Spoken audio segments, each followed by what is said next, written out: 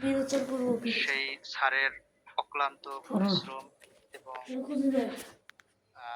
শ্রম এবং নিবেদিত প্রাণের যে নির্যাস, সেটা স্যারে আমাদের বিগত 1 বছর ধরে অমূল্য জ্ঞান হিসেবে প্রদান করে যাচ্ছেন।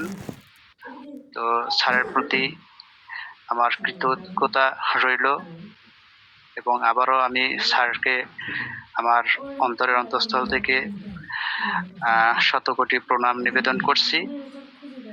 তো যাই হোক, আমাদের বিগত কয়েকটা ক্লাস, অর্থাৎ 4টা ক্লাস হয়েছে মায়াজমের উপর। তো আজকে স্যার আলোচনা করবেন তার সেই বিশেষ যে বইটি, ছোট বইটি, যেটা আমরা অচিরেই পাবো বলে আশা করি, হোমিওপ্যাথি শিক্ষানবিশ বেসিক টু অ্যাডভান্সড। সেখান থেকে স্যার আজকে আলোচনা করবেন অত্যন্ত মূল্যবান একটি টপিক, সেটা হচ্ছে একুয়েট ডিজিজ ও তার চিকিৎসা। তো সুধী মণ্ডলী, এই বিষয় সম্পর্কে আমি আমাদের মধ্যমণি সকলের সুপরিচিত সুনামধন্য স্যার ডাক্তার নিহাররঞ্জন রায়কে আমি আজকের এই অত্যন্ত মূল্যবান ক্লাসটি উপস্থাপন করার জন্য বিনীতভাবে অনুরোধ রাখছি। স্যার, কাইন্ডলি আপনার মূল্যবান ক্লাসটি উপস্থাপন করুন। ধন্যবাদ পরেশ অধিকারীকে। আর গ্রুপে যারা রয়েছেন প্রত্যেককেই আমি অভিনন্দন জানাই এখানে উপস্থিত থাকার জন্য। আমি সবার আগে আর একটা অভিনন্দন জানাতে চাই। সেদিন বোধহয় এক ভদ্রলোক, আমি জানি না উনি কে, ওনার সঙ্গে আমার পরিচয় হয়তো নেই, আমাদের ক্লাসটি যিনি রেকর্ড করেছিলেন সেই ডাক্তার মহোদয়কে আমি আমার পক্ষ থেকে শুভেচ্ছা জানাই। উনি এখানে থাকলে খুব ভালো হবে। বাংলাদেশ আছেন উনি? আচ্ছা, আমি জানি না। স্যারকে আমি সাধুবাদ জানাই এই কারণে। হ্যাঁ, অসীম,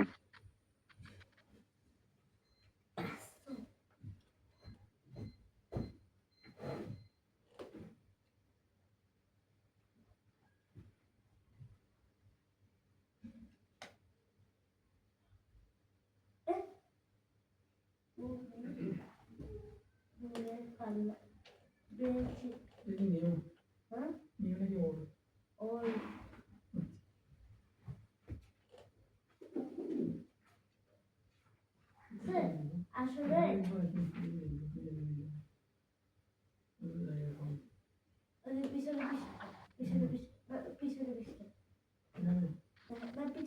আচ্ছা,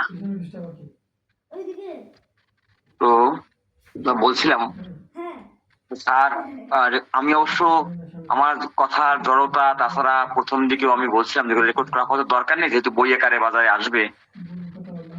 তো তারপরেও আমার এই ক্লাসটি রেকর্ড করায় আমার যথেষ্ট উপকার হয়েছে আমি বলে আমি মনে করি আমার ব্যক্তিগত ভাবে। সেটি হলো, ওই রেকর্ডটি আমি শুনেছি মনোযোগ সহকারে। আমার যথেষ্ট ত্রুটি সেখানে আছে কথা বলায়। আমি চেষ্টা করব সেগুলোকে সংশোধন করার জন্য। সেটা আমার দিক থেকে। আর রেকর্ড যিনি করেছেন ভালো হয়েছে, কিন্তু বোধহয় পারিপার্শ্বিক কিছু কথা ওই রেকর্ডের মধ্যে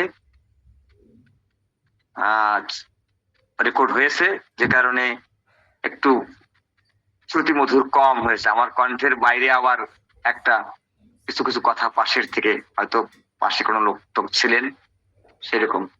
তারপরে আমার ব্যক্তিগত অনেকটা উপকার হয়েছে, এই জন্য আমি ওনাকে ধন্যবাদ জানাবো যে আমি রেকর্ডটা যথেষ্ট মনোযোগ সহকারে শুনেছি এবং আমার দিক থেকে অনেক উপকার হয়েছে, সেই জন্য ওনাকে ধন্যবাদ জানালাম।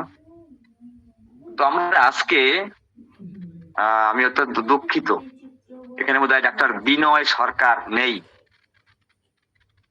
আজকের ক্লাসটি মূলত বলতে গেলে তার সৌজন্যে, কিন্তু ভদ্রলোক নেই,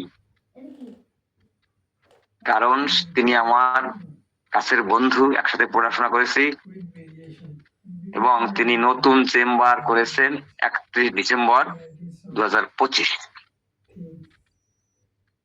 তো আমাকে বিরক্ত করে বিভিন্ন সময়। ভাবছিলাম যে এই ক্লাসটা সে শুনলে তার যথেষ্ট কাজে আসতে পারে, কিন্তু তিনি নেই, তাকে ফোনেও পাওয়া যাচ্ছে না। আমি চেষ্টা করলাম বেশ কয়েকবার, তার সৌজন্যে এই ক্লাসটি মূলত করা। যদি স্যার রেকর্ড করেন এটি অনেক নবীনদের কাজে আসতে পারে। তো যাই হোক, আমি আমার বই হোমিওপ্যাথি শিক্ষানবিশ বেসিক টু অ্যাডভান্স, এই বইয়ের অ্যাকুয়েট ডিজিজ ও তার চিকিৎসা একটি চ্যাপ্টার আমার এই বইয়ে আছে। সেখানে আমি অ্যাকুয়েট ডিজিজ সম্পর্কে মোটামুটি একটা ধারণা দেওয়ার চেষ্টা করেছি। একেবারে অ্যাকুয়েট ডিজিজ প্রেসক্রিপশন থেকে শুরু করে ফলো আপ পর্যন্ত একটা মোটামুটি একটা পরিষ্কার বর্ণনা আমি দেওয়ার চেষ্টা করেছি, যেটি অনেক বন্ধুদের কাজে আসতে পারে। আমি আমার কাছে এক ডাক্তার আজকে আমাকে বলতেছিল যে আমি অনেক জায়গায় রাইটে ঘুরি, দেখি গ্রামগঞ্জে যারা প্র্যাকটিস করে তারা কিভাবে ওষুধ নির্বাচন করে, এটা আমার মাথায় ঢোকে না। অ্যাকুয়েট কেসেও না, ক্রনিক কেস তো প্রশ্নই আসে না। এই কথাটি আসলে ধ্রুব সত্য কথা। আমরা অধিকাংশ চিকিৎসকই আন্দাজে ওষুধ নির্বাচন করি বা সুপারফিশিয়াল মেডিসিন আমরা নির্বাচন করি। দুই একটা লক্ষণ শুনি, কখনো মিলে যায়, কখনো মেলে না, কখনো মিলে যায়, কখনো মেলে না। ওই কখনো আংশিক সদৃশ্য হয়, কখনো কিছুটা সদৃশ্য হয়, কখনো সিমিলি একটা সদৃশ্যতম হয়ে পড়ে। এভাবেই আমাদের পথ চলছে, আমরা চলছি। তো যাই হোক, সেটি না। আমি এই গ্রুপে অ্যাকুয়েট ডিজিজ নিয়ে আমি আর একটা আলোচনা করেছি বেশ কিছুদিন আগে। আমার এই বইয়ের থেকে ধারাবাহিকভাবে আলোচনা করতে গেলে অ্যাকুয়েট ডিজিজ নিয়ে আসলে এখন আমার কথা বলা উচিত হয়নি। শুধুমাত্র ডাক্তার বিনয়ের সৌজন্য হলো আমি আজকের এই ক্লাসটি করা।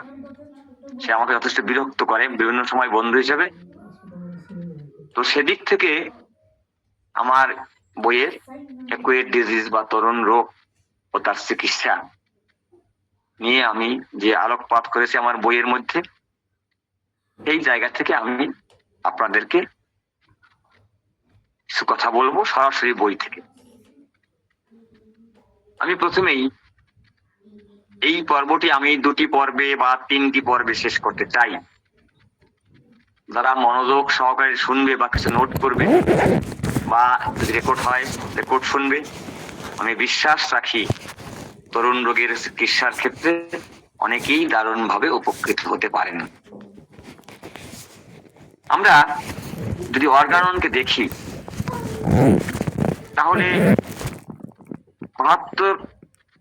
72 নম্বর অ্যাফোরিজমে অ্যাকুয়েট ডিজিজের বা অস্থির রোগের সংজ্ঞা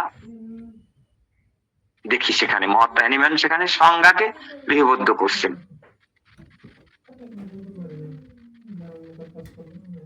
73 নম্বর অ্যাফোরিজমে মহাত্মা হ্যানিম্যান অ্যাকুয়েট রোগকে বা রোগ বিষকে অ্যাকুয়েট মায়াজম হিসেবে চিহ্নিত করছেন, যেটি আমরা একটা রাজন সংক্রমণকে দেখি যে তিনি তার যে 10 মায়াজম, 10টি যে মায়াজম, সেখানে তিনি অ্যাকুয়েটকে মায়াজম হিসাবে বলছে। আমি ভাবতাম এই কথাটি প্রথম জীবনে আমি জানতাম এক সময় যে এটি বোধহয় রাজন সংক্রমণের এই অ্যাকুয়েট মায়াজমের কথা বলা, কিন্তু না, অ্যাকুয়েট মায়াজমের কথা মহাত্মা হ্যানিম্যান 73 নম্বর অ্যাফোরিজমে পরিষ্কার বলছেন, এবং একুয়েটকে তিনি মায়াজম হিসেবে সেখানে বলেছেন। এরপরে আমরা যখন দেখি রাজন সংকরণ, তিনিও একুয়েটকে একটা একুয়েট মায়াজম হিসেবে বলছেন। একুয়েট মায়াজমে রাজন সংকরণ একটু কথা বলতেই হবে, যেহেতু রোগ নিয়ে আলোচনা করব। রাজন সংক্রমণের মতে একুয়েট ডিজিজ বা অস্থির রোগ একুয়েট মায়াজমের অন্তর্ভুক্ত। এই মায়াজম শব্দটি কিন্তু মহাত্মা হ্যানিম্যান প্রদত্ত। অর্গানন 73 নম্বর অ্যাফোরিজমেও আমরা অস্থির রোগ বিষ সম্বন্ধে ধারণা পাই। ডাক্তার সংকরণ তার মতানুযায়ী যে কোনো আকস্মিক বা সহজাত যা একটি আতঙ্কিত পরিস্থিতি থেকে বাঁচতে বা বেরিয়ে আসার জন্য বোঝানো হয়, তাকে একুয়েট মায়াজম বা অস্থির রোগ বিষ বলে গণ্য করা হয়। মহাত্মা হ্যানিম্যান অস্থির রোগ বিষকে প্রকৃত সোরা বিষের সাময়িক প্রকাশ বলে ব্যাখ্যা করেছেন 73 নম্বর অ্যাফোরিজম। এখানেও তিনি সোরাকে দায়ী করছেন। রাজন সংক্রমণের একুয়েট মায়াজমের যে বৈশিষ্ট্যগুলো সেটা আমরা একটু বলি। তার সেন্সেশনটা কেমন?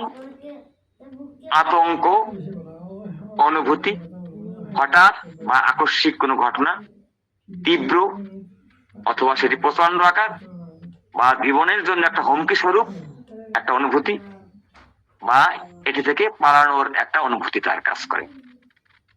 রিয়াকশনটা কেমন হয় একুয়েট রোগে? সহিংস হয়, সহজাত হয়, শক্তিশালী হয় এবং জরুরি অবস্থা তৈরি করে। এর গভীরতাটা কেমন? তীব্র, সংকটপূর্ণ।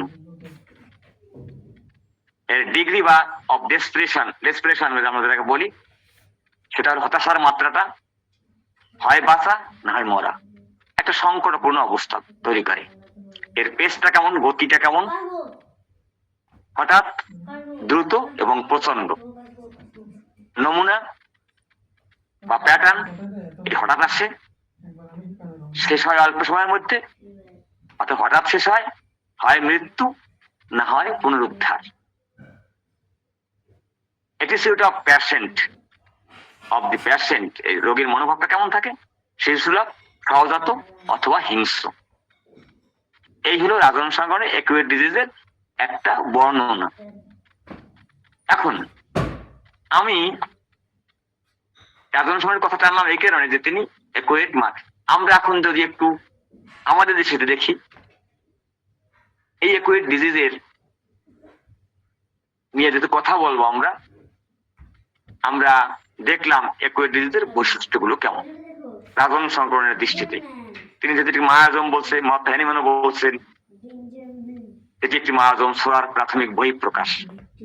তাহলে সংজ্ঞা কি আমরা দেখি একটু। 72 নম্বর অনুচ্ছেদে আমাদের দেখি তরুণ রোগের সংজ্ঞা: যেসব রোগ হঠাৎ করে শরীরে আক্রমণ করে, খুব দ্রুত বৃদ্ধি পায়, একটি নির্দিষ্ট ও অল্প সময়ের মধ্যে শেষ হয়ে যায়, হয় রোগী সম্পূর্ণ সুস্থ হয় সময়ের মধ্যে, নতুবা মৃত্যুবরণ করে, তাকে তরুণ রোগ বা একুয়েট ডিজিজ বলা হয়। একুয়েট কথার মূল কথার অর্থ বলতে আধুনিক অর্থ সম্ভবত সাংঘাতিক, অর্থাৎ এর বহিঃপ্রকাশ ঘটে সাংঘাতিক, হয় নিজে শেষ হয় না হয় রোগীকে শেষ করে। এবারে আমরা সহজ কথায় যদি বলি, আমি লিখছি এখানে সহজ কথায়, তরুণ রোগ হলো ঝড়ের মতো।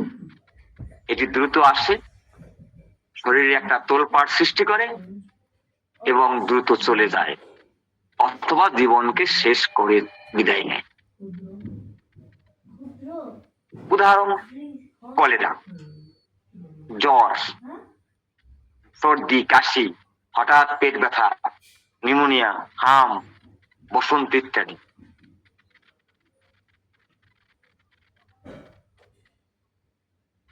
অ্যাকুয়েট ডিজিজের কারণ কি? আমরা সংজ্ঞা দেখলাম, এবারে আমরা দেখি এর কারণ কি। অর্গাননের মতে তরুণ রোগ সাধারণত কোনো উত্তেজক বা এক্সাইটিং কজ দ্বারা সুপ্ত মায়াজম, যেটা হ্যানিম্যান বলছেন, সুপ্ত মায়াজম, যেটাকে বলা হচ্ছে লুকায়িত ছোরা, জেগে ওঠার ফলে সৃষ্টি হয়। যেমন বিষিতে ভেজা, পচা বাসি খাবার খাওয়া, ভয় পাওয়া ইত্যাদি। নানা কারণে এই অ্যাকুয়েট ডিজিজে মানুষ আক্রান্ত হতে পারেন।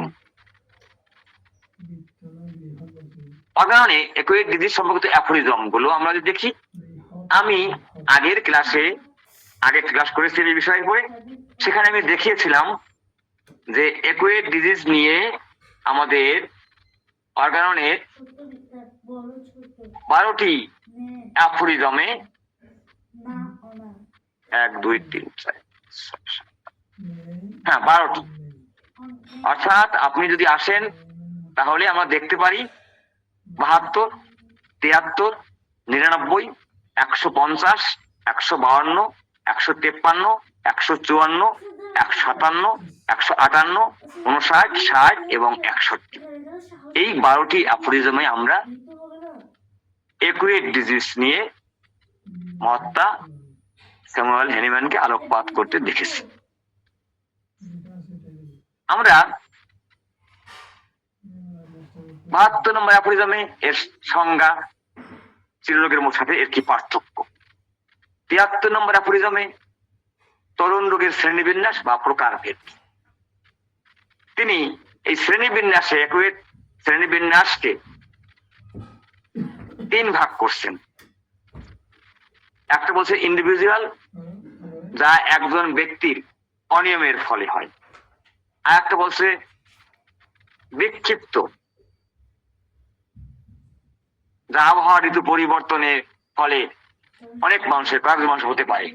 আর একটাকে বলছে এপিডেমিক, যেটাকে আমরা সবসময় শুনতেছি, এই যে এপিডেমিক একটা কন্ডিশন ছিল, মহামারী যেটা বলি আমরা, যা কোনো সংক্রামক বিষ একটা বিশাল এলাকায় ছড়িয়ে পড়ে, একটা বিশাল জনগোষ্ঠী আক্রান্ত হয়। তাহলে আমরা দেখলাম যে অ্যাকুয়েট ডিজিজে একটা হয় ব্যক্তিগত, একটা বিক্ষিপ্ত ভাবে কিছু লোক আক্রান্ত হয়, আর একটা মহামারী আকার ধারণ করে। এই সবগুলোই অ্যাকুয়েট ডিজিজের অন্তর্ভুক্ত। এভাবেই মহাত্মা হ্যানিম্যান আমাদেরকে। এখন আমরা অ্যাকুয়েট ডিজিজ কি জানলাম, এর প্রকারভেদ জানলাম। আমরা অ্যাকুয়েট ডিজিজ চিকিৎসা করতে গিয়ে আমরা কিভাবে অ্যাকুয়েট ডিজিজ রোগীলিপি করব, সেটি হলো অর্গানন অফ মেডিসিনে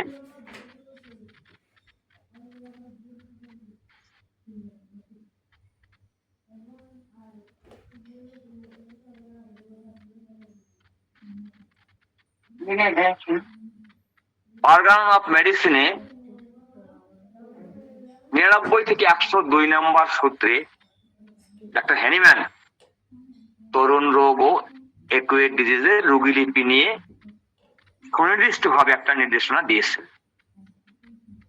তরুণ রোগের ক্ষেত্রে চিকিৎসকের হাতে সময় খুব কম থাকে এবং রোগ যেহেতু খুব তীব্র হয়, তাই এর কেস টেকিং পদ্ধতি ক্রনিক রোগের চেয়ে কিছুটা আলাদা এবং সংক্ষিপ্ত ভাবে করতে হয়। অর্গাননের আলোকে তরুণ রোগের রোগীলিপি করার সঠিক পদ্ধতি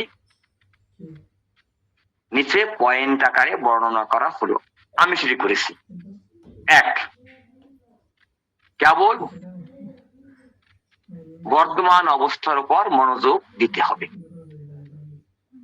ফোকাস অন প্রেজেন্ট কন্ডিশন। আপনাকে অবশ্যই একটা বর্তমান অবস্থার উপরে মনোযোগী হতে হবে।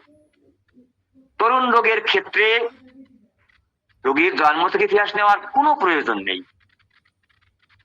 এই কথাটি মহাত্মা স্যামুয়েল হ্যানিম্যান 99 নম্বর অনুচ্ছেদে পরিষ্কার করছেন। আমাদের কাজ কি? করণীয় হচ্ছে রোগী সুস্থ থাকা অবস্থায় কেমন ছিলেন তা এখন দেখার বিষয় নয়। গত কয়েক ঘন্টা বা কয়েকদিনের মধ্যে তার শরীরে নতুন কি কি পরিবর্তন হয়েছে কেবল সেগুলোই নোট করতে হবে। প্রশ্ন কিভাবে করতে হবে? আপনার সমস্যাটা ঠিক কবে বা কখন থেকে শুরু হয়েছে? রোগী উত্তর করবে। উত্তেজক কারণ অনুসন্ধান করার ক্ষেত্রে আমাদের যেহেতু একুয়েট কেসের কারণ হিসেবে আমরা একটা উত্তেজক কারণকে আমরা জানি, সেহেতু ফাইন্ডিং দি এক্সাইটিং কজ, আমাদেরকে অবশ্যই উত্তেজক কারণটি অনুসন্ধান করতে হবে। তরুণ রোগের পেছনে প্রায়শই একটি তাৎক্ষণিক বা উত্তেজক কারণ থাকে। এটি খুঁজে বের করা এই কেস টেকিং এর অন্যতম প্রধান কাজ। আমাদের করণীয় হচ্ছে রোগের কারণটিকে খুঁজে বের করতে হবে। উদাহরণ দেই আমি। যেমন হতে পারে সেটি কোনো মানসিক আঘাত, হতে পারে বৃষ্টিতে ভেজা বা স্যাঁতসেঁতে আবহাওয়া থাকা, হতে পারে অতিরিক্ত ঠান্ডা থেকে ঠান্ডা লাগিয়ে, এই শীতেও ঠান্ডা লাগাতে পারেন উনি, ঠান্ডা লাগিয়ে একটা জটিলতা তৈরি করা, গরমে ঘোরাঘুরি করা বা রৌদ্রের থেকে একটা এক্সাইটিং কজ হতে পারে, বাসি পচা খাবার থেকে হতে পারে, ফুড পয়জনিং থেকে হতে পারে, অথবা তার লাইফ স্টাইল থেকেও সেটি হঠাৎ করে একটা এই ঘটনা ঘটতে পারে।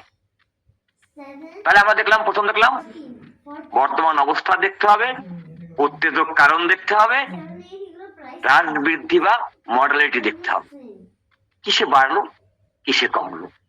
তরুণ রোগের ক্ষেত্রে সঠিক ঔষধ নির্বাচনের জন্য হ্রাস বৃদ্ধি বা মডালিটি সবচেয়ে গুরুত্বপূর্ণ।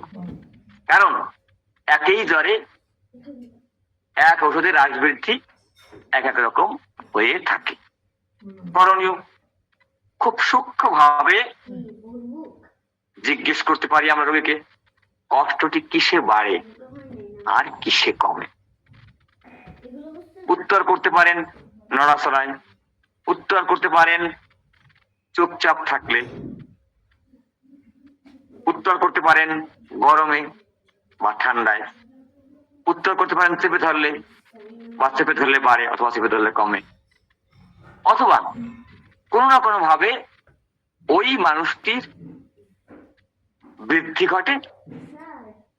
যদি তার বমি হয়, কি করলে বমি হয়? আমি নড়াচড়া করলেই বমি আসে, মাথা একটু ঘুরলেই বমি আসে।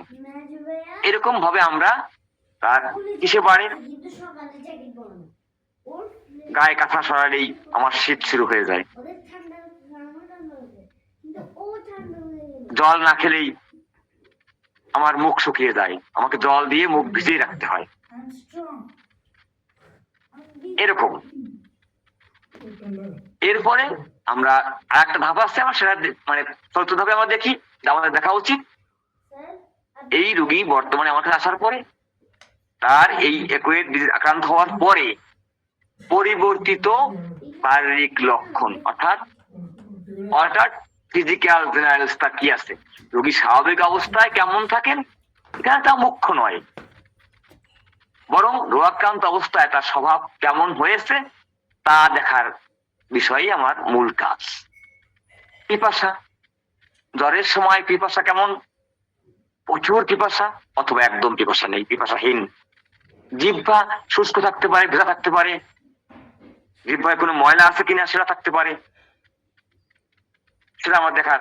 ঘাম, শারীরিক লক্ষণের ক্ষেত্রে আমাদের একটু ঘাম, জ্বরের সময় তার ঘাম হচ্ছে কিনা, ঘামে কোনো গন্ধ আছে কিনা, যখন এর আগে ছিল না এখন তার প্রচুর দুর্গন্ধ আসছে ঘাম থেকে।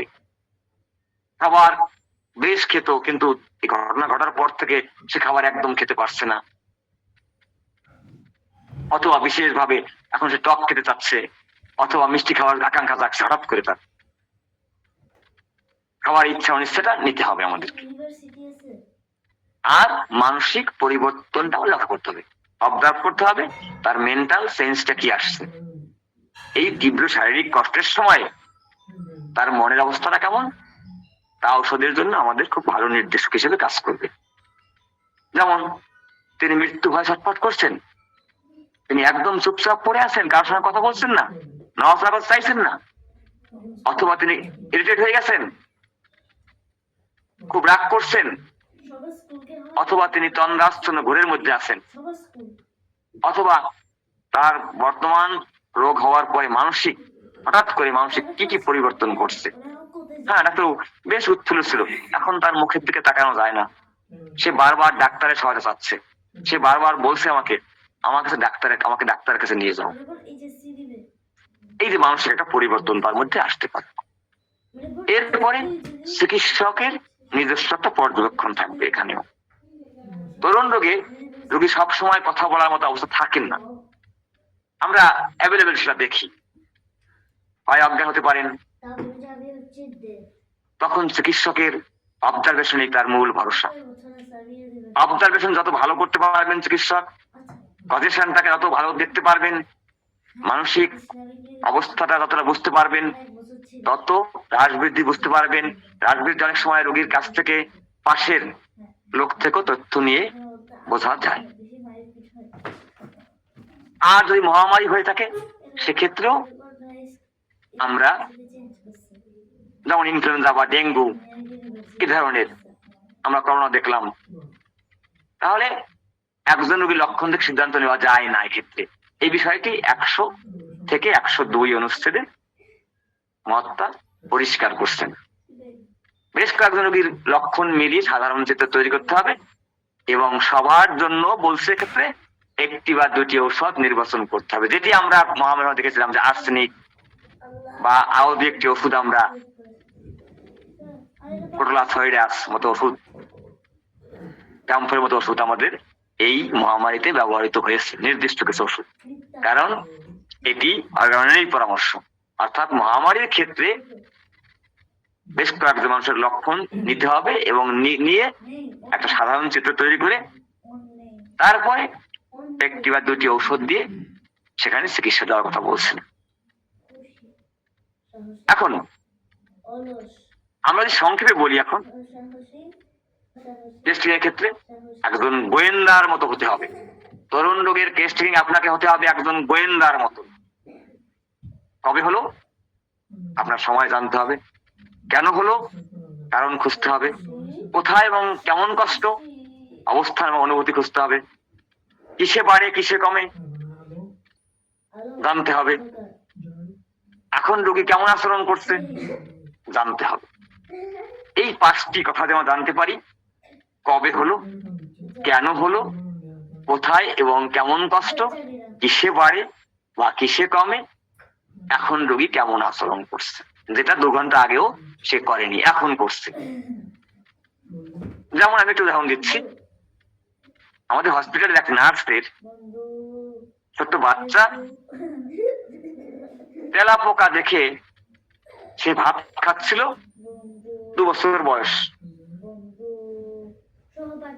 ভাত খাচ্ছিল, হঠাৎ তেলাপোকা দেখে কোয়ার্টারে একেবারে চিৎকার করে যায় কালো হয়ে গেছে একেবারে।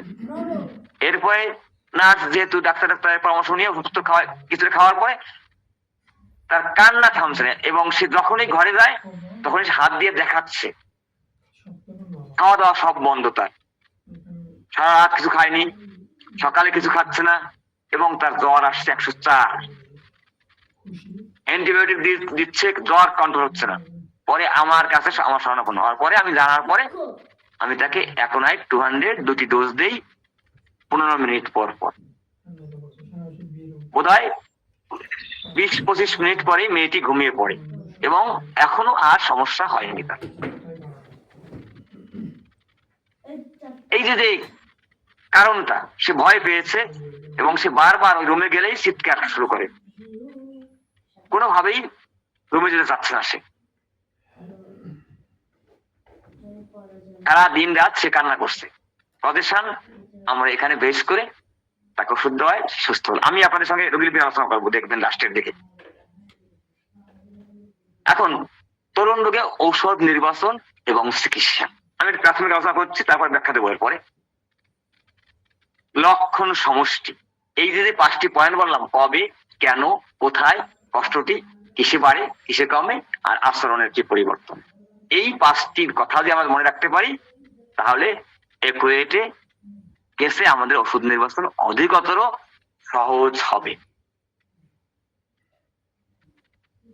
অধিকতর সহজ হবে। তাহলে লক্ষণ সমষ্টি, এই যে আমি বললাম কবে, কেন, কোথায়, কেমন কষ্ট, কিসে বাড়ে কিসে কমে, আর রোগীর মানসিক কি পরিবর্তন, এই 5টি পয়েন্টকে বেস করে আপনি লক্ষণ সমষ্টি নিলেন, নিয়ে আপনি এগুলি টোটালিটি অ্যান্ড সিলেকশন করলেন ওষুধ। তরুণ রোগে ওষুধের শক্তি মাত্রা নিয়ে আমি একটু প্রাথমিক ধারণা দেবো, তারপরে আপনাদের ডিটেলস ব্যাখ্যা দেব। তরুণ রোগে ঔষধের শক্তি এবং মাত্রা, অর্গাননের 246 থেকে 248 নম্বর সূত্রে মহাত্মা হ্যানিম্যান এই বিষয়ে একেবারে সবচেয়ে বৈজ্ঞানিক একটা নির্দেশনা দিয়ে রেখেছেন। অর্গান অফ মেডিসিনের আধুনিক সংস্করণ আমরা দেখি 6ষ্ঠ সংস্করণে, এবং বর্তমান ক্লিনিক্যাল প্র্যাকটিসের আলোকে তরুণ বা একুয়েট রোগের চিকিৎসায় ওষুধের শক্তি ও মাত্রা প্রয়োগের সঠিক আধুনিক পদ্ধতি আমি নিচে আলোচনা করছি।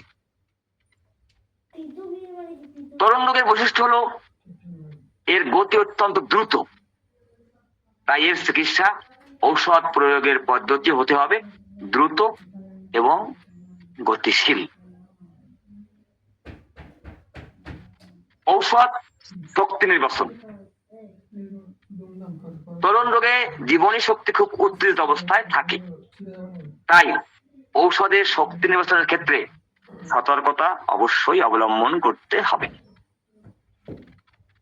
যদি আমরা শততমিক পদ্ধতিতে যাই, সেন্টিসিমাল পদ্ধতিতে যাই, সাধারণত 30 বা 2 শক্তি তরুণ রোগে সবচেয়ে বেশি ব্যবহার করে থাকি আমরা, এবং সেটি নিরাপদও বটে। যদি লক্ষণের মিল খুব প্রবল থাকে এবং চিকিৎসকের আত্মবিশ্বাস থাকে, তাহলে অনেকেই উচ্চ শক্তিও প্রয়োগ করেছেন। আমরা এমএল টাইলারকে দেখেছি, মার্গারেট লুসি টাইলার, কেন্টের প্রিয় ছাত্রী, জ্বরের ক্ষেত্রে সিএম প্রয়োগ করতেও দেখেছি। বর্তমান সময়ে মদনলাল সেগালের এমএল সেগাল, ওনাকেও দেখা গেছে জ্বরের রোগের ক্ষেত্রে সিএম প্রয়োগ করছেন।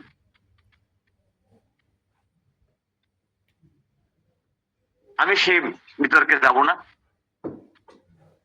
50 সহস্র পদ্ধতি ওষুধ প্রয়োগ করি আমরা অর্গানের 6ষ্ঠ সংস্করণে, তাহলে আধুনিক চিকিৎসা এটা অনেক জনপ্রিয় এখন বর্তমান সময়ে। তরুণ রোগী সাধারণত এলএম পোটেন্সির 1 থেকে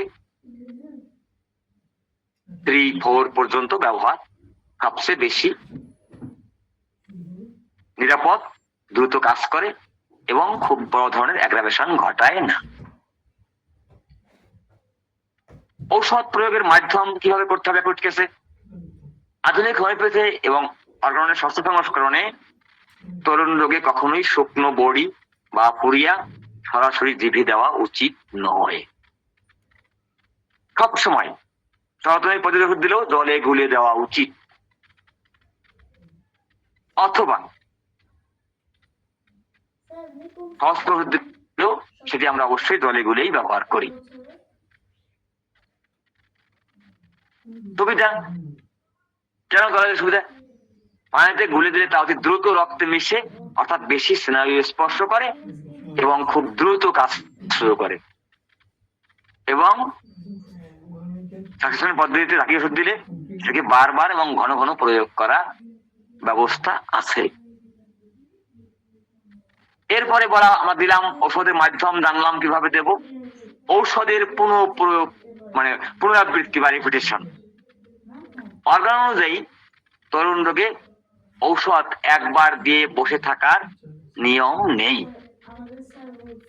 রোগের তীব্রতার সাথে তাল মিলিয়ে ঔষধ ঘন ঘন প্রয়োগ করা উচিত। তীব্র অবস্থায়, খুব সংকটাপন্ন অবস্থায়, যেমন কলেরা, তীব্র শ্বাসকষ্ট, অতিরিক্ত জ্বর, প্রতি 5 মিনিট, 10 মিনিট, 15 মিনিট অন্তর অন্তর ঔষধ দেওয়া যেতে পারে। মাঝারি অবস্থায় 1 ঘন্টা বা 2 ঘন্টা পরও দেওয়া যেতে পারে। আমরা 3 ঘন্টা পরও দেই, যদি রোগীর অবস্থা খুব সাংঘাতিক রকমের না হয়। নিয়ম: রোগের তীব্রতা যত বেশি হবে ঔষধের পুনরাবৃত্তি তত দ্রুত হতে হবে। বাকি পদ্ধতিতে আমরা শক্তি বৃদ্ধি করি, সেটা আমরা দিতে পারি। ঔষধ বন্ধ করবো কখন? ওষুধ দিলাম, সহস্রমীকে দেই, দিতে হবে পানিতে গুলে। তাহলে বন্ধ করবো কখন? এটি জানা একজন চিকিৎসকের। আমরা অনেকে করি কি, ওষুধ দিয়ে যাই, 10 ফোঁটা করে খেতে বলি, খেয়ে যাবেন 3 ঘন্টা পর পর বা 1 ঘন্টা পর পর খেয়ে যাবেন। না, তরুণ রোগে ঔষধ বন্ধ করার জন্য চমৎকার একটা পরামর্শ আছে, when to stop। আপনি অবশ্যই ওষুধ বন্ধ করবেন কখন? নির্দেশ না, যেই মুহূর্তে রোগী বলবে আমি একটু আরাম বোধ করছি বা তার লক্ষণগুলো কমতে শুরু করবে, ঠিক সেই মুহূর্তে, সেটা হোক সহজমী পদ্ধতির ওষুধ, হোক সহস্রতমী পদ্ধতির ওষুধ, ঠিক সেই মুহূর্তে ঔষধ বন্ধ করে দিতে হবে। অর্থাৎ রোগীর মানসিক লক্ষণ বা শারীরিক লক্ষণের সামান্যতম উন্নতি হলেই ঔষধ বন্ধ করতে হবে। অপেক্ষা, এরপরে অপেক্ষা করতে হবে। যতক্ষণ উন্নতি চলবে ততক্ষণ আর কোনো ঔষধ দেওয়া যাবে না। যদি দেখা যায় উন্নতি হওয়ার পর আবার কষ্টটা তার ফিরে আসছে, কেবলমাত্র তখনই অবশিষ্ট ঔষধ পুনরায় শক্তিকৃত করে তাকে দেওয়া যেতে পারে বা দিতে হবে। আমরা তাহলে বুঝতে পারলাম বিষয়টি। আমি আবার একটু বলি, শক্তি নির্বাচন করলেন 5টি প্রশ্ন, আমাদের 5টি প্রশ্ন উত্তরে আমরা রোগীলিপি করে আমরা ঔষধ নির্বাচন করলাম, শক্তি নির্বাচন করলাম, ঔষধ প্রয়োগ করলাম, ঔষধের পুনরাবৃত্তি করতে থাকলাম। ঔষধ যখনই কাজ শুরু করলো তার ঔষধ প্রয়োগ বন্ধ করলাম, এবং যদি পুনঃপ্রয়োগ করার প্রয়োজন হয় দেখি, সেক্ষেত্রে পুনঃপ্রয়োগ করলাম। এবার আমরা দেখি যে এই তরুণ রোগের চিকিৎসায় আমাদের মনীষীরা কি বলছেন। তরুণ রোগ চিকিৎসায় 3 দিকপাল চিকিৎসক মনীষীর পরামর্শ।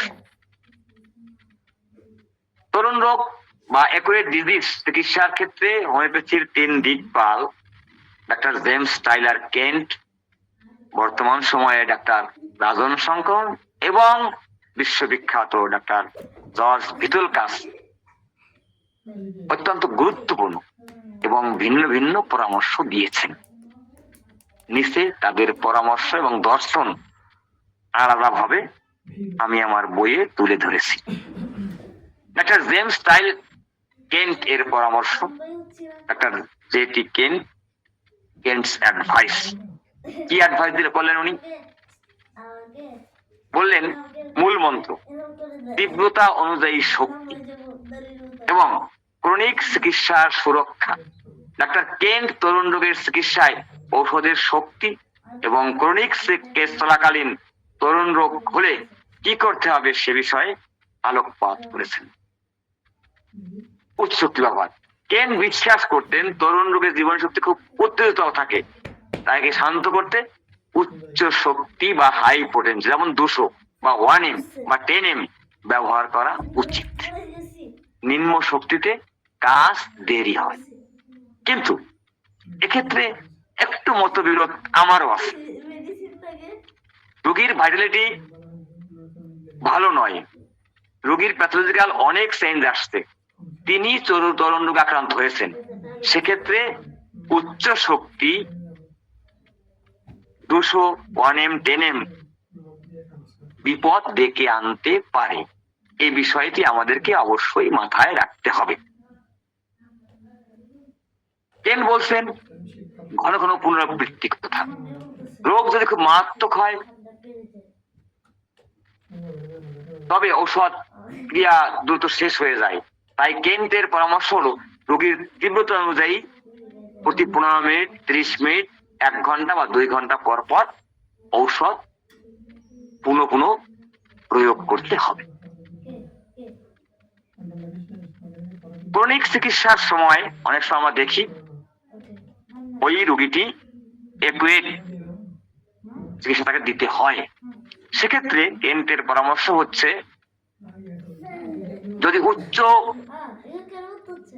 যদি জ্বর খুব মাত্রা মারাত্মক না হয় তবে ঔষধ দিতে বারণ করেছেন। বিতর্কাস বলছেন যদি ক্রনিক চিকিৎসার ক্ষেত্রে জ্বর 104 হয় সেক্ষেত্রে ঔষধ প্রয়োগ করা যাবে না। এ দ্বারা বোঝা যায় রোগীর ভাইটালিটি। আপনার সৌজন্যে ক্লাস করি আর আপনি কোথায় থাকেন কোথায় আপনি? আজকে আপনার সৌজন্যে ক্লাসটা, গ্রুপে আসেন।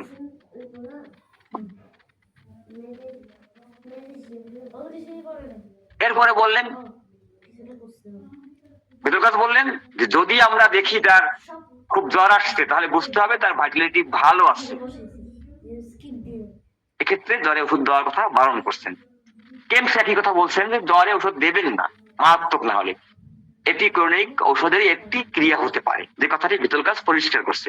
এই সময় আলাদা ঔষধ দিলে একুয়েট ক্ষেত্রে অনেক সময় ক্রনিক কেসের ক্ষতি হতে পারে। আমরা তো মোটেই দেই না এখন আর, কারণ যখনই দেখি হঠাৎ করে পাতলা পায়খানা হয়ে গেছে ওষুধ দেওয়ার পরে, তখন আমরা ধরে নেই যে ডিসচার্জ হচ্ছে। হঠাৎ করে সর্দি জ্বর এসে গেছে মারাত্মক ভাবে, আমরা ধরে নেই ডিসচার্জ হচ্ছে। হঠাৎ করে প্রচুর ঘামাচ্ছে রোগী, আমরা ধরে নেই তার ডিসচার্জ হচ্ছে। এক্ষেত্রে আমরা একুয়েট কেসে ওষুধ দিতে মোটেই চাই না। গেল। এরপরে কেন্ট আরো বলছেন একুয়েট টোটালিটি, অর্থাৎ রোগীর জন্মবৃত্তান্ত না দেখে কেবল বর্তমান কষ্টের হ্রাস বৃদ্ধি মানে মর্টালিটিস এবং মানসিক অবস্থা দেখে ঔষধ নির্বাচন করো, কেন বলছেন। অর্থাৎ এই 5টি প্রশ্ন জানলেই আমরা কেন, কবে, কোথায়, এরকম 5টি জানলে কখন বৃদ্ধি হয়, এরকম 5টি প্রশ্ন জানলেই আমরা একুয়েট কেসের চিকিৎসা করতে পারি। রাজন সংকরণ কি বললেন? তার মূল মন্ত্র হচ্ছে রোগীর গতি বা পেস এবং আতঙ্ক প্যানিক দেখে ঔষধ দিন। কেমন রোগীর গতিটা কেমন তা এবং তার আতঙ্কটা কেমন। একটা সংক্রমণ তরুণ রোগকে সেন্সেশন মেথডে ব্যাখ্যা করছেন। তিনি বলছেন একুয়েট মায়াজমকে চিহ্নিত করতে হবে। সংক্রমণ বলেন তরুণ রোগ মানেই হলো রোগী মনে করছে হঠাৎ মহাবিপদ এসছে, এখনই কিছু করতে হবে, এই প্যানিক বা আতঙ্ক হলো একুয়েট মায়াজম। এর পেস বা গতি কেমন? তিনি বলেন তরুণ রোগের চিকিৎসায় রোগের নাম দেখার চেয়ে রোগের গতি দেখা বিশেষ জরুরি। রোগ কি ঝড়ের মতো এলো না ধীরে ধীরে এলো, এই গতিই ঠিক করবে আপনার, এই গতি ঔষধ ঠিক করে দেয়। অনেক রোগী আছে জ্বর 100, সে বলছে তার বাবাকে, বাবা আমি মনে হয় বাঁচবো না, আমাকে ডাক্তারের কাছে নিয়ে যাও। আর 104 জ্বরের ছেলেটি চুপচাপ হয়ে আছে, ডাক্তার লাগবে, মাথা নাড়াচ্ছে, না ডাক্তারের প্রয়োজন নেই।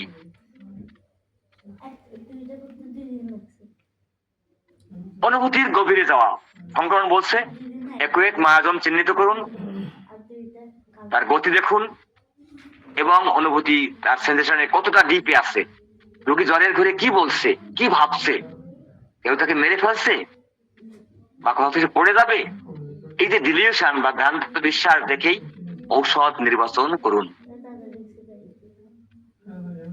শিশুসুলভ আচরণ সংকলন বলেন, একই অবস্থায় সবসময় মানুষ শিশুর মতো আচরণ করে, তারা অসহায় বোধ করে, তারা সাহায্য চায়। এই অসহায়ত্বের ধরন দেখেই ঔষধ নির্বাচন করতে হবে। ভিতর কাজ কি বললেন দেখি একটু। ভিতর কাজের মূল মন্ত্র হচ্ছে জ্বরকে স্বাগত জানান, স্বাস্থ্যের স্তর বুঝুন, লেভেল অফ হেলথ, স্বাস্থ্যের স্তর বুঝুন।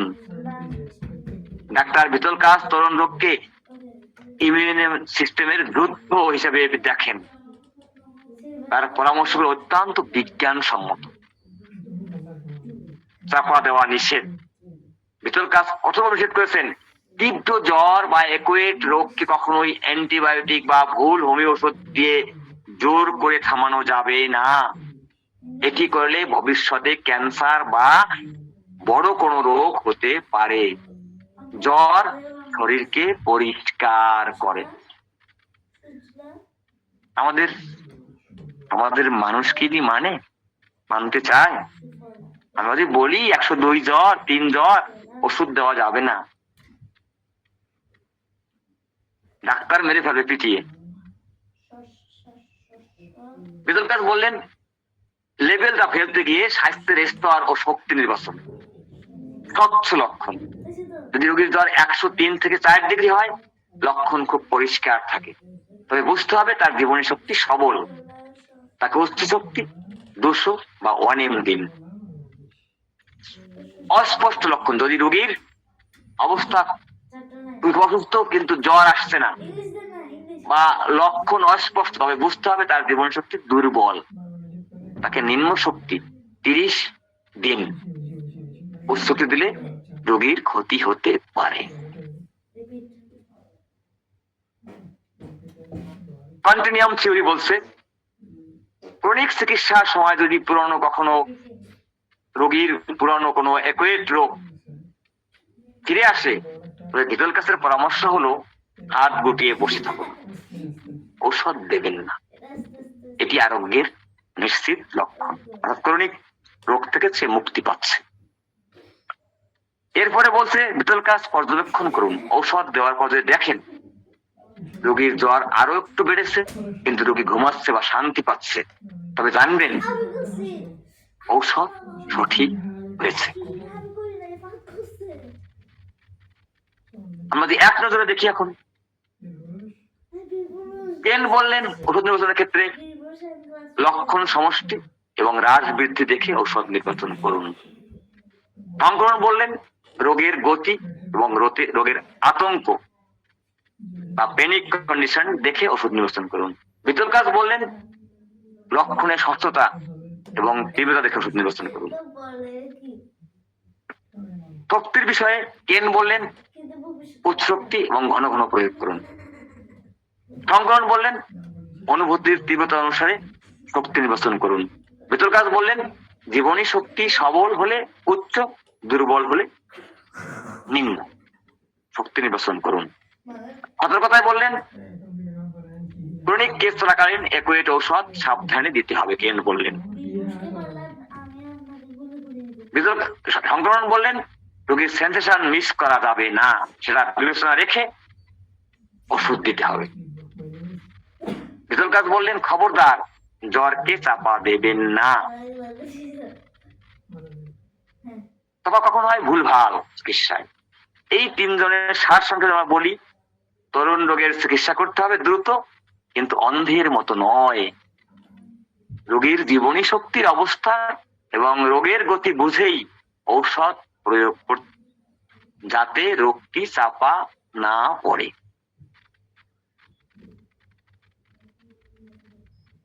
এক নজরে আমরা তরুণ রোগের চিকিৎসায় আধুনিক প্রোটোকল যদি দেখি, আমরা শক্তি 30-200 সহস্রমিক করি। সহস্রমিক করলে 1/0 মানে এলএম পোটেন্সির 0/1 বা 0/2। মাধ্যম পানিতে, মাত্রা 1 চামচ করে প্রয়োজন অনুযায়ী। পুনরাবৃত্তি তীব্রতা অনুযায়ী 15 মিনিট থেকে 2 ঘন্টা বা 3 ঘন্টা পর্যন্ত আমরা দিতে পারি। শর্ত, প্রতিবার খাওয়ার আগে সমস্ত করতে ঝাঁকি দিতে হবে 10টি ঝাঁকি দিয়ে। এরপরে বিরতি, আরাম বোধ হলেই ঔষধ বন্ধ করতে হবে। এই সব নিয়ম যদি অনুসরণ করতে পারি, তাহলে দেখা যাবে জাদুর মতো একুরেট কেসে আমরা সফলতা পেতে পারি। এখন আমরা দেখি সার সংক্ষেপ, আমরা একটু দেখি। একুইড বা তরুণ রোগের চিকিৎসা হতে হবে সার্প শুটার এর মতো। তাকে দ্রুত কারণ নির্ণয় করতে হবে, বর্তমান লক্ষণ দেখতে হবে এবং সঠিক ঔষধটি সঠিক মাত্রায় প্রয়োগ করতে হবে। এখানে অযথা সময় নষ্ট করার সুযোগ মোটেও থাকে না। ঔষধের মাত্রা ও পুনরাবৃত্তি। তরুণ রোগের গতি খুব দ্রুত, এই ওষুধের গতিও হবে দ্রুত। কৌশল, এখানে ঘন ঘন ওষুধ প্রয়োগ করতে হয়। অবস্থার তীব্রতা অনুযায়ী প্রতি 5 মিনিট, 10 মিনিট, 15 মিনিট, 1 ঘন্টা, 1.5 ঘন্টা, 2 ঘন্টাও পর পর ওষুধ দেওয়া লাগতে পারে। যেই মুহূর্তে রোগী আরাম বোধ করবেন সেই মুহূর্তে ওষুধ বন্ধ করতে হবে বা সময় বাড়িয়ে দিতে হবে। এখন আমরা চিকিৎসা দেখলাম, বিভিন্ন মানুষদের মতবাদ শুনলাম। তরুণ রোগের চিকিৎসায় ঝুঁকি এবং সতর্কতা কি আছে, কি ঝুঁকি আছে একটু দেখি। হোমিওপ্যাথিতে তরুণ বা অ্যাকুয়েট রোগের চিকিৎসা অত্যন্ত ফলপ্রসূ হলেও এটি চিকিৎসকের জন্য বেশ চ্যালেঞ্জিং এবং কিছুটা ঝুঁকিপূর্ণ যদি সঠিক নিয়ম না মানা হয়। ক্রনিক রোগের ক্ষেত্রে চিকিৎসকের হাতে চিন্তা করার সময় অনেক কম থাকে, বেশি থাকে, কিন্তু তরুণ রোগে সময় খুব কম থাকে। অধ্যয়ন আলোকে এবং ক্লিনিক্যাল অভিজ্ঞতা থেকে অ্যাকুরেট চিকিৎসায় ঝুঁকিগুলো নিচে আমি পয়েন্ট আকারে তুলে ধরেছি। সময়ের স্বল্পতা, তরুণ রোগের গতি খুব দ্রুত, এটি খুব দ্রুত রোগীকে মৃত্যুর দিকে ছেড়ে দিতে পারে। কলেরা হতে পারে, নিউমোনিয়া হতে পারে, হার্ট অ্যাটাক হতে পারে। ঝুঁকি, চিকিৎসক প্রথম বা দ্বিতীয়বারের চেষ্টায় সঠিক ওষুধ নির্বাচন করতে ব্যর্থ হলে, রোগীর জীবনী শক্তি দুর্বল হয়ে পড়লে রোগীর মৃত্যুর আশঙ্কা থাকে, রোগীকে বাঁচানো কঠিন হয়ে যেতে পারে। এখানে ভুল করার সুযোগ খুব কম। সঠিক রোগ নির্ণয়ে ব্যর্থতা, হোমিওপ্যাথিতে আমরা লক্ষণের চিকিৎসা করি ঠিকই, কিন্তু রোগটি আমাদের জানা অনেক ক্ষেত্রেই প্রয়োজন। ঝুঁকি, রোগটি কেবলই ঔষধ সাপেক্ষে না সার্জিক্যাল, এটি বুঝতে না পারা বড় ধরনের ঝুঁকি। পেটে ব্যথায় দেখা গেছে তার পারফরমেন্স হয়ে গেছে, তার নাড়িতে প্যাচ পড়ে গেছে, আপনি না বুঝে তাকে ওষুধ দিয়ে চলছেন এবং তার পেট ফুলে উঠছে দ্রুত 2-3 ঘন্টার মধ্যে এবং মানুষটি মরে গেছে। এক্ষেত্রে আপনাকে অবশ্যই, অথবা অ্যাপেন্ডিক্স কেটে গেছে, প্রচন্ড পেইন হচ্ছে, সেক্ষেত্রে আপনি কোনোভাবেই এগুলোকে ঠিক করতে পারবেন না। আপনাকে বুঝতে হবে এই কেসটি সার্জিক্যাল কেস কি না। এই ধরনের জরুরি মুহূর্তে আপনাকে অবশ্যই এই রোগীটিকে হসপিটালাইজ করতে হবে, বা যেখানে সার্জারি করার ব্যবস্থা থাকবে বা যেখানে দেখে নেওয়ার। আপনারা দেখবেন অ্যাকোনাইট অধ্যায়ে কেন পরিষ্কার বলছেন, যদি তুমি দেখে নিতে পারো সেটা তুমি দেখে নাও। এখন আল্ট্রাসাউন্ডের সুযোগ আছে, পরীক্ষা করার অনেক সুযোগ আছে, আপনি সেটা দেখে নিতে পারেন। কিন্তু আমাদের বদ্ধমূল ধারণা আছে অনেক ডাক্তারদের যে হোমিওপ্যাথি দিয়ে সব সম্ভব। এটি মোটেই ঠিক নয়, এটি ঝুঁকি বাড়াবে আপনার। ভুল ওষুধ নির্বাচন ও রোগের বৃদ্ধি। ডাক্তার জেমস টাইলার কেন্ট এবং হ্যানিম্যান দুজনেই সতর্ক করেছেন যে তীব্র বা তরুণ রোগে বা প্যাথোলজি যখন খুব গভীর হয় তখন ভুলবশত উচ্চ শক্তি দিলে হিতে বিপরীত হতে পারে। চাপা পড়ে যাওয়া, ভুলভাবে ঘন ঘন প্রয়োগ করার ফলে অনেক সময় তরুণ রোগ চাপা পড়ে যায়। এতে কি হয়, লক্ষণ চাপা পড়লে রোগী ভালো হচ্ছে, মনে হয় রোগী ভালো হচ্ছে, কিন্তু ভেতরে ভেতরে রোগটি মস্তিষ্ক, হার্টের গুরুতর অঙ্গে আঘাত করতে পারে। যেমন হাম চাপা পড়লে, গোপালগঞ্জের একজন পেশেন্ট হাম চাপা পড়ার পরে, হোমিও চিকিৎসায় হাম চাপা পড়ার পরে মেয়েটি দৃষ্টিশক্তি হারিয়ে ফেলেছে। মাত্র 10 দিনের চিকিৎসায় মেয়েটি এখন অস্ট্রেলিয়াতে আছে। পরে আমি অবশ্য এই রোগী অস্ট্রেলিয়া বসে আমার সঙ্গে রোগী করছে, এখন সে কিছুটা দেখে এবং তাকে ওষুধ দেওয়া হয়েছে পালসিরিয়া। যাও সেটা আর একটা কেস একদিন বলবো, চমৎকার একটা কেস। এরপরে লক্ষণ পরিবর্তনের বিভ্রান্তি। তরুণ রোগের লক্ষণ প্রতি মুহূর্তে বদলাতে পারে। চিকিৎসক যদি প্রতি ঘন্টায় নতুন নতুন লক্ষণ দেখে বারবার ওষুধ বদলাতে থাকেন, তবে কোনো ওষুধেই কাজ করার সুযোগ পায় না। এতে কেসটি নষ্ট হয়ে যেতে পারে এবং রোগীর জীবন সংশয় হতে পারে। এখন ঝুঁকি এড়াবেন কিভাবে আমি উল্লেখ করছি তরুণ রোগ চিকিৎসায় ঝুঁকি এড়ানোর উপায় সমূহ।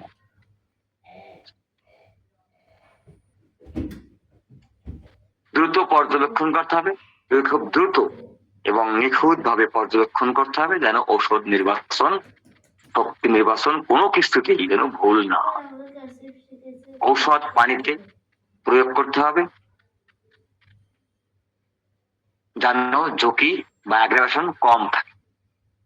রেফার করার মানসিকতা থাকতে হবে। যদি দেখেন আপনার মধ্যে কাজ হচ্ছে না, রোগীর অবস্থা খারাপ হচ্ছে, আপনি কোনো ইগো বা জেদ না দেখিয়ে রোগীকে হসপিটাল বা উন্নত চিকিৎসার জন্য আপনাকে অবশ্যই রেফার করার মতো মানসিকতা তৈরি করতে হবে। এটি আমাদের অর্গানের শিক্ষা। মনে রাখবেন, রোগীর জীবন রক্ষা সবার আগে। তরুণ রোগের চিকিৎসা যেমন জাদুর মতো কাজ করে, তেমনি এতে সামান্য অসতর্কতার বড় বিপদ ডেকে আনতে পারে।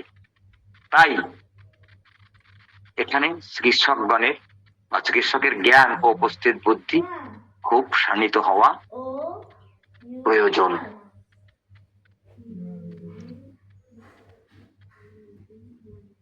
তরুণ রোগের আরো সতর্কতা আছে। তরুণ রোগের চিকিৎসার সময় রোগীর গভীর মায়াজনিক ঔষধ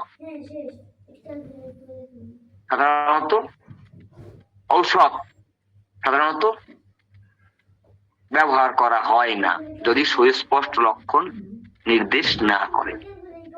অল্প এবং মধ্যম ক্রিয়াশীল ঔষধগুলোই তরুণ রোগে বেশি ব্যবহার করা উচিত।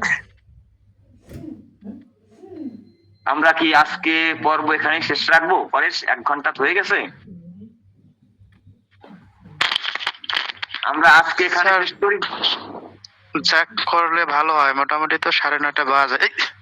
হ্যাঁ, আমার গলাটা একটু ব্যথা ব্যথা করে, আসলে আজকে ভোরে ইসলাম কলেজে পরীক্ষা ছিল। তো তাহলে স্যার বাকি অংশ আমার মনে হয় আজকে আমরা এখানে থাকি, দ্বিতীয় পর্বে আমরা দেখি কতটা করতে পারি। আমি অনেকগুলো বিষয় এখানে আলোচনা করতে চাচ্ছি আর কি, যাতে একটু, আর যিনি রেকর্ড করছেন জানি না, রেকর্ড করলে অবশ্যই আমাদের সহযোগী দেবেন আশা রাখি। তো আমি আজকে এখানেই শেষ করি, তারপরে আমরা পরবর্তী ক্লাসে দেখি একটা ক্লাসে পারি কিনা, যদি পারি একটা ক্লাসে শেষ করব। সবাইকে ধন্যবাদ, নমস্কার।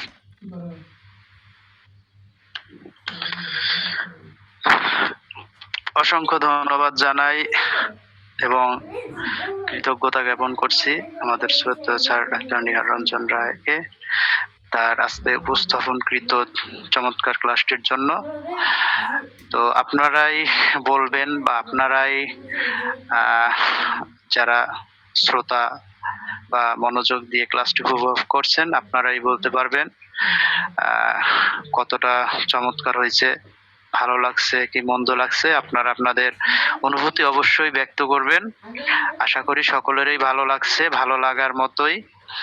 তো স্যারকে আবারও আমার কৃতজ্ঞতা জ্ঞাপন করছি এবং সেই সাথে স্যারের সুস্বাস্থ্য এবং দীর্ঘায়ু কামনা করছি এবং স্যারের উত্তরোত্তর সাফল্য কামনা করছি, যাতে আমরা আমাদের সেই কাঙ্ক্ষিত আহ, বইগুলো আমরা পেতে পারি এবং স্যার আরো ভবিষ্যতে সুদীর্ঘ দিন যাবৎ জ্ঞান দান করে আমাদের সমৃদ্ধ করতে পারে সেই কামনা করি। তো এ পর্যায়ে আমরা চলে যাব শুধু সম্মানিত উপস্থিতি আপনাদের কাছে। আপনারা আপনাদের সুচিন্তিত মতামত অথবা অনুভূতি ব্যক্ত করতে পারেন। প্রথমে হ্যান্ড রাইজ করবেন, তারপরে আপনাদের মতামত অথবা ভালো লাগা, মন্দ লাগা, প্রশ্ন থাকলে সেটা উপস্থাপন করবেন। তো কাইন্ডলি আপনারা হ্যান্ড রাইজ করুন, তারপরে আপনাদের মন্তব্য উপস্থাপন করুন।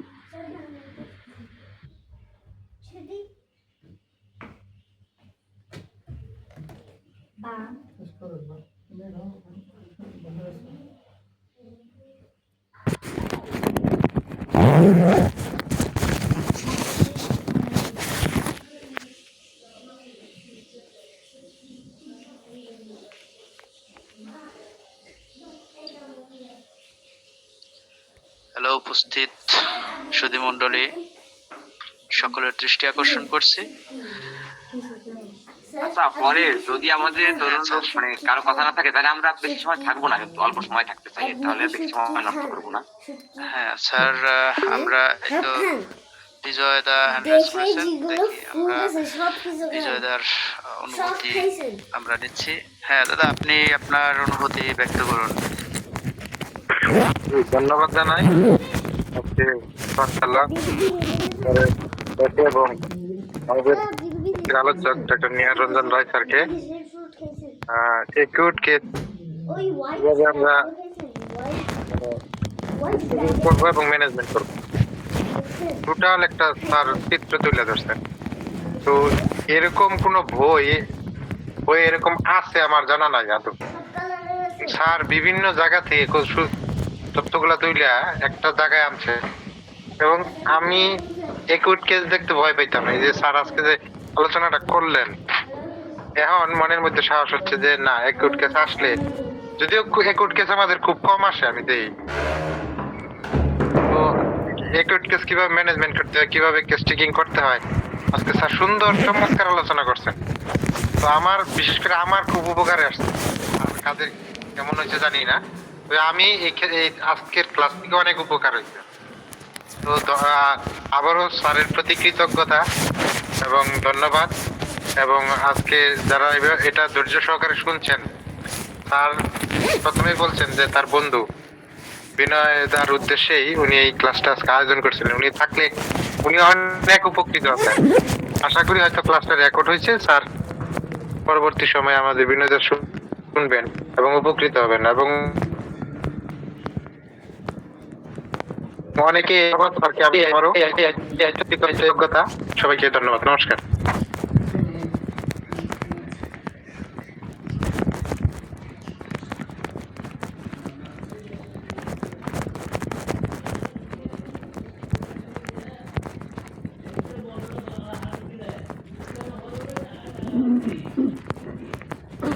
তো পরেশ, আমরা বিদায় নিলে মনে হয় ভালো হয় না? কে কথা বলবে? অনিমা, হ্যাঁ বলুন। হ্যাঁ স্যার, আমরা বিদায় নেব। তার আগে অনিমা হালদার, ডক্টর অনিমা হালদার, আপনি আপনার মন্তব্য পেশ করুন।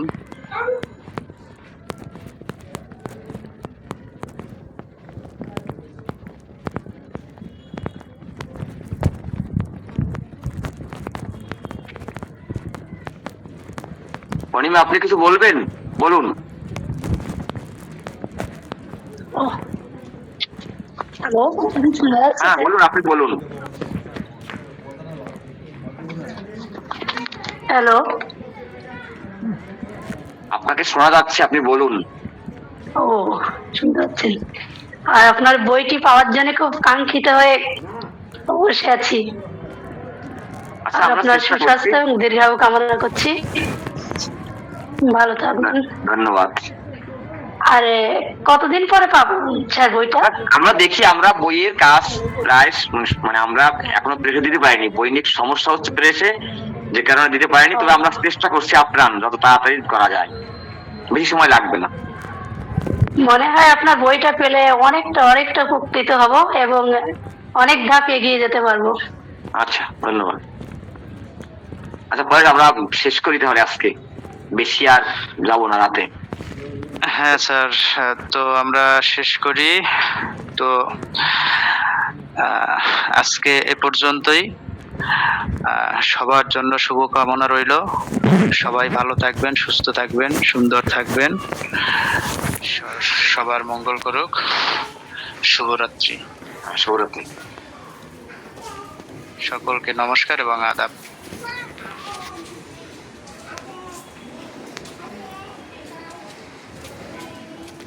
শুভরাত্রি।